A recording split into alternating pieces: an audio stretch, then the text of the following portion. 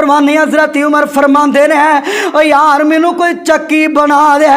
ये अगों की आंदा ऐसी चक्की बना के दियागा सारी दुनिया याद रखेगी। आंदा ऐसी चक्की बना के दियागा सारी दुनिया याद रखेगी। हजरत उमर फारूक फरमाते ने साथियों मैनू धमकी ला गया, मैनू धमकी ला गया। सियाबा फरमाने फरमाया उमर फड़िए इनू मुकदमा दर्ज करो। फरमाया अजे इन्हें मेरे नाल कोई काम कीता तो नहीं, अजे जुर्म कीता तो नहीं, मैं किवें गिरफ्तारी दे आर्डर दे सकना। तो अज दे हुक्मरान कोई धमकी ला के जाए किथे? इस्लाम है गल कहंदा है अगर धमकी ला दी है फिर भी उन्होंने कुछ कहना, अजे उन्हें कीता तो नहीं ना कुछ भी। हजरत उमर फरमाते ने उन्हें किहड़ा कुछ कीता जिहड़ा उन्हें फड़ लिए। अल्लाह अकबर। ते इधरों हजरत उमर फारूक रसी अल्लाह को ताला इधरों फजर दा वेला है। फजर दा वेला गालबन 25-27 जिलहज है। फजर दी नमाज ते हजरत उमर फारूक रसी अल्लाह को ताला इंज करके फजर दी नमाज दे वक्त अपने साथियां दियां सफ़ा सीधियां कर दे, सफ़ा सीधियां कर दे। ते तुहानू पता है उदों किहड़ियां रोशनियां लाटां हुंदियां सन। ते ये जिहड़ा मजूसी अबू लोलो है ये मिंबर दे पिछे छुपे है। ये कोल खंजर जिन्हों इन्हें जहर दी पान दी है।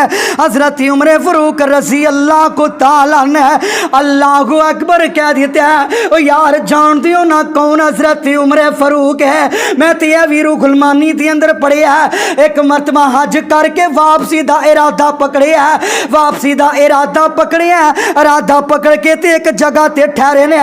रात का अंधेरा 14वीं रात का चन्न चमक रहा है। ते हजरत उमर फारूक ने एक पत्थर चुकिया, पत्थर चुक के ते अपने सराने वाले रख लिया ते सर रख के पत्थर ते लेट गए। ते एक जुमला आंदे ने अरशां वालिया मैं अपना बचपना भी गुजार लिया, अल्लाह मैं अपना लड़कपन भी गुजार लिया, अल्लाह मैं अपनी जवानी भी गुजार ली है, अल्लाह हुण मैं बड़ा पे अंदर कदम रख लिया। अल्लाह ओ दिन आउण तो पहले मैनू अपने कोल बुला लिया जो लोग गल्लां करन लग पे। यार जानते हो ना अगर खतीब बुढ़ा हो जाए लोग आंदे ने इहदी हुण समझ नहीं आउंदी।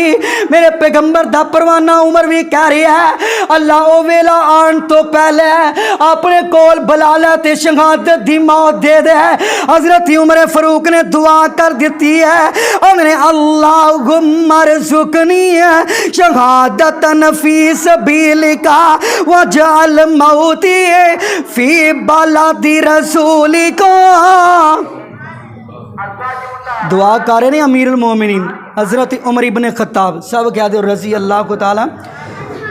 दुआ ये करते ने अल्लाह अपने नबी दे शहर अंदर शहादत दी मौत दे दे, लेकिन खलूसे दिल नाल दुआ कीती है रब ने होर ही अंदाज अंदर कबूल फरमा ली। अल्लाह अकबर। अबू लोलो लुकिया छुपिया मिंबर पिछे ते इधरों हजरत उमर फारूक कहते हैं अल्लाह अकबर। हाथ बन्ने नमाज अंदर मशगूल होए इन्हें वार किए। कुछ मुहद्दिसीन ने लिखा कि 6 वार किए, कुछ ने लिखा कि 11 पैदल पे वार किए। किन्ने? कुछ ने 6 आखे। अल्लाह अकबर। ते सब तो वड्डी गल है अमीरुल मोमिन हजरत उमर फारूक मसले ते जख्मी पे ने। नबी दा परवाना अब्दुर्रहमान बिन औफ नमाज पढ़ा रहा है। अमीरुल मोमिन जख्मी हालत अंदर जमीन ते तड़पदे ने पे। सहाबा नमाज पढ़ते ने पे, सहाबा नमाज पढ़ते ने, अमीर जमीन ते पे ने। छोटिया छोटिया सूरतां पढ़ियां अब्दुर्रहमान बिन औफ रजी अल्लाह ने। तो जल्दी नाल अमीरुल मोमिन चुकिया घर लैके गए, तबीब नूं बुलाया, दवाई पिलाई गई। दवाई खांदे सन ते जख्मां दी थरू बाहर निकल जाती सी। ते हज़रत उमर फारूक रजी अल्लाह को ताला ने हज़रत काब नूं बुलाया, फरमाया काब मैनू इंज लगदा हुण जिंदगी वफा नहीं करेगी, जिंदगी वफा नहीं करेगी। ते हज़रत काब ने जड़ी गल आखी फरमाया उमर तुसी अज गल पे कहिंदे हो, मैं अंजील अंदर पढ़िया सी कि एक वक्त आएगा तुहानू जख्मी किया जाएगा। प्यारे उमर मैं सारे ही सिफतां ते सारियां चीज़ां अंजील अंदर पढ़ आया, हुण तुहाडी वाकई जिंदगी वफा नहीं करेगी। ਜਿਹੜਾ ਕੰਮ ਲੈਣਾ ਸੀ ਰੱਬ ने ਲੈ ਲਿਆ, ਜਿਹੜਾ ਕੰਮ ਲੈਣਾ ਸੀ ਰੱਬ ने ਲੈ ਲਿਆ। ਹੁਣ ਤੁਹਾਡੀ ਜ਼ਿੰਦਗੀ ਵਫਾ नहीं करेगी। इन्नी गल आखी थी हजरत उमर फरमाते ने बेटा अब्दुल्ला मेरी गल सुन, अपने बेटे अब्दुल्ला बिन उमर को बुलाया है। अच्छा अब्दुल्ला बिन उमर जान दे छोटे से आबी ने हजरत उमर फरूक के बेटे। एक दिन यह भी सहीह बुखारी गालबन 327 नंबर हदीस है। सहाबा बैठे ने तो नबी पाक ने एक सवाल कर दिता, केड़ा ऐसा दरख्त है जेडे पत्ते नहीं सुकते, केड़ा ऐसा दरख्त जेदे बोलो यार पत्ते नहीं सुकते। हज़रत अब्दुल्ला बिन उमर फरूक के बेटे फरमाते हैं कि मैनू पता सी, सारे सहाबा अबू बकर सिद्दीक़ मौजूद ने, प्यारे उमर प्यारे उस्मान प्यारे सारे सहाबा मौजूद ने, लेकिन हज़रत अब्दुल्ला बिन उमर फरमाते हैं मैं इस वजह तो नहीं बोलिया क्योंकि इत्थे महफल लगी है तो वड्डियां दी लगी है, वरना मैनू पता है सी। अबू बकर फरमाते हैं सोने सानू नहीं पता, तुसी दस दिओ। जो इन्नी गल कही अब्दुल्ला बिन उमर फरमाते ने मैं थोड़ा जा मुस्कुराया तो है वहाँ, मेरे पैगंबर फरमाते ने साथियो ओ जड़ा दरख्त है ओ खजूर दा दरख्त है। केड़ा दरख्त है?